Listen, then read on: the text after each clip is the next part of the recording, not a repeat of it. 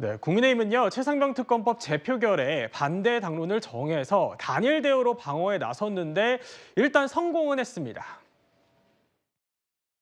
전당대회 직후라는 시점을 선택한 의도는 국민의힘이 분열할 거라는 얄팍한 기대일 거라고 생각합니다. 민주당의 그런 얄팍한 기대가 착각이라는 것을 우리가 하나로 뭉쳐서 보여드리겠습니다. 국민의힘이 잘못된 법률이 통과돼서 국민들이 피해 보는 것을 단호하게 막아내겠습니다.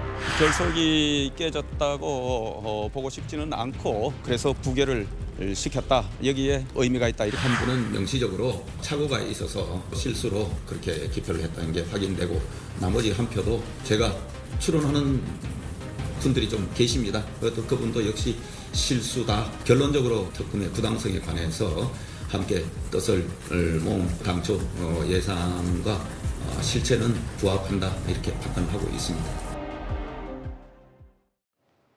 네, 108명의 국민의힘 의원 모두가 표결에 참여했습니다. 그런데 야권이 모두 찬성을 했다고 가정을 하면요. 국민의힘에서 최소 3명이 이탈을 했다 이런 계산이 나오고 있습니다. 그래서 추경호 원내대표는 차고 실수로 파악했다 이런 입장을 밝히기는 했지만 강 의원님, 국민의힘 입장에서는 사실 단일 대우 자신했잖아요. 좀 네. 당황스러운 기류도 읽히거든요.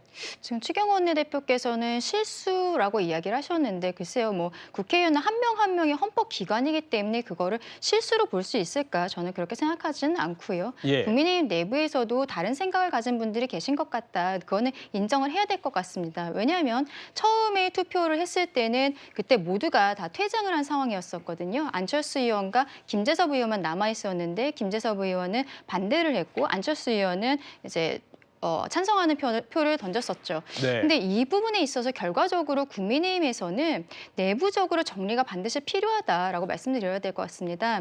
한동훈 대표가 본인이 후보로서 그 출마를 할 때 제3자 추천 특검에 대한 이야기를 했고 그것에 대해서 전당대회 바로 다음 날 김민전 최고나 김재현 최고가 조금 흔드는 듯한 말이 있지 않았습니까? 그럼에도 불구하고 그날 저녁에 대통령께서 한동훈 대표를 중심으로 똘똘 뭉쳐달라라는 이제 제안을 하셨는데요.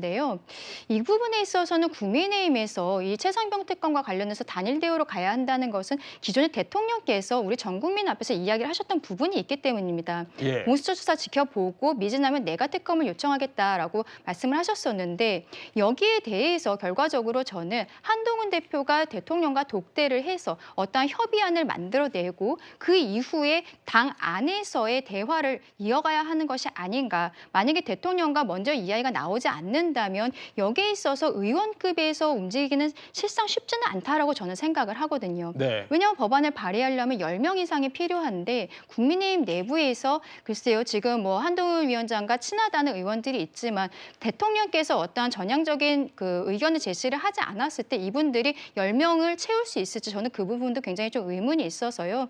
여기에 있어서는 한동훈 대표가 대표로서의 지도력을 보여주고 대통령실과의 관계, 당정 간의 관계를 먼저 정립을 하는 것이 이 문제를 푸는 그 키가 될 것이라고 생각을 합니다.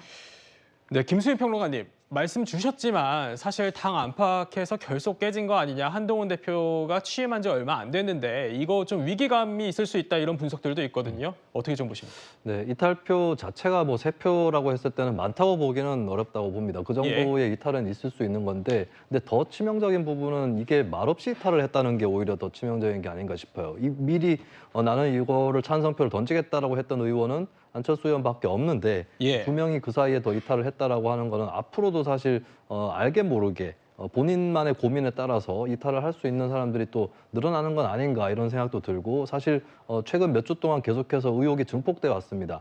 소위 멋쟁 해병 채팅방에 있던 그 멤버들 간의 대화 이런 것들이 임성근 전 사단장 구명 의혹 이것을 더 키워오는 그런 흐름에서 아마 국민의힘의 내부 인사들 중에서도 이건 좀 심상치 않다라고 생각하는 분들이 계셨을 거고 앞으로도 늘어날 수 있다라고 하는 부분 이것이 중요할 것 같고요. 이제 결정적으로는 사실 현재 민주당이 지향하고 있는 이 특검안으로는 한동훈 대표를 포함해서 다들 계속 반대를 하게 될 거예요. 근데 저는 민주당에서 이쯤에서 좀 결단을 내려서 또 다른 방안을 제시를 할 필요가 있다. 그때 이제 국민의힘이 어떻게 대응하는지에 따라 결정이 날 거라고 보는데 예를 들면 이제 대법원장 추천 같은 경우는 특검을 대법원장이 추천한다는 것은 이제 어떤 사법의 당사자가 추천한다라고 하는 그런 명분상에 좀 그릇된 부분이 있다고 할지라도 또 다른 방안 예를 들면 대한변협에서 추천을 하고 이를테면 대한변협에서 4명을 추천하는데 민주당 국민의힘이 그중에 3명씩을 지목을 하게 해서 양당이 다 지목한 사람이 그 경우에 2명 이상이 됩니다. 예. 이 2명 이상을 놓고 대통령이 선택하라라고 했을 때는 국민의힘도 이걸 거부할 명분이 없지 않을까.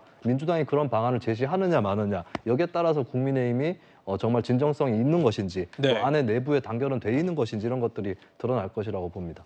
네, 향후 어떤 방향으로 흐르게 될지 좀 더 지켜보기로 하고요. 한 번 더 짚어드리면 지난 본회의 때는요. 안철수 의원 혼자 찬성표를 던졌지만 이번에는 2표가 더 나왔습니다. 소신에는 변함이 없다고 밝힌 안철수 의원을 제외하고는요. 두 패널분들께서 지적해 주신 것처럼 다른 2명은 무기명 투표여서 누군지 알 수 없는 상황입니다. 이탈표 3표. 예. 어제 질문 한 전화 100통 받았을 것 같은데. 아니요, 오히려 저한테는 별로 안 하셨어요. 혹시라고 물어보셔서 나는 김용으로 반대를 했는데 뭘 나한테 물어보냐. 김용으로 유일하게 반대를 하는 사람한테 뭐 무기명 투표를 물어보냐. 그래서 그 이후로는 전화를 다른 분들은 안 하셨고 제 입장은 뭐 계속 똑같았잖아요. 이탈표가 나왔어요. 그게 좀 뒤숭숭하긴 했어요. 어제는 끝나고 나서 좀 분위기가 이게 마치 누가 찬성표를 던졌냐 마녀사냥처럼 돼버리면 그건 또 당내 분위기가 해쳐질 수가 있으니까 그래도 좀 잠잠하게 가고 이 사안을 어떻게 대응해야 될지 좀 차분하게 다시 좀 논의를 하는 분위기였습니다. 네, 송 의원님, 이 여당에서 8명이 이탈을 하게 되면은 대통령의 거부권 무력화되는 게 이번 국회인데 사실 계속 지적을 해주시는 게 쟁점 법안들이 계속 줄줄이 밀려 있잖아요. 그 결국에는 이 정부 여당에서 이번을 계기로 위기감을 느낄 수밖에 없을 것 같거든요.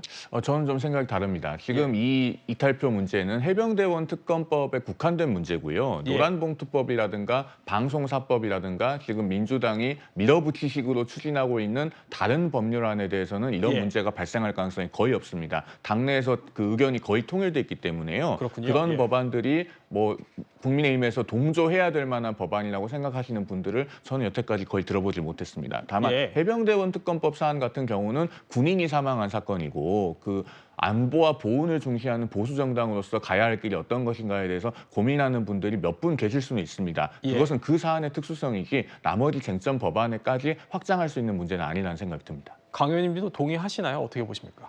네, 저도 뭐 기본적으로는 같은 생각을 가지고 있고요. 뭐 여기에 대해서는 더 덧붙여서 드릴 말씀은 없습니다. 네, 알겠습니다.